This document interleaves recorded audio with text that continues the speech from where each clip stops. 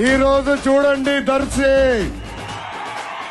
మీరు ఎవ్వరు లేకపోయినా పెద్ద ఎత్తున తెలుగుదేశం పార్టీ కోసం నీరాజనాలు ఈరోజు పలుకుతాం జరిగింది.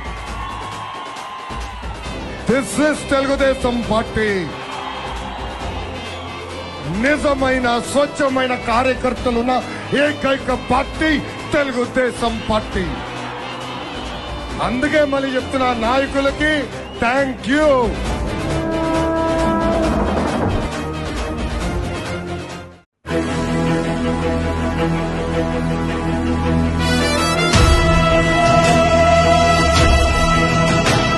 జగన్కి పేదలంటే చాలా కోపం. నేను చెప్తూ వచ్చా 2024 ఎన్నికల్లో పేదలకి ధనవంతుల మధ్యన ఒక యుద్ధం జరగబోతుంది.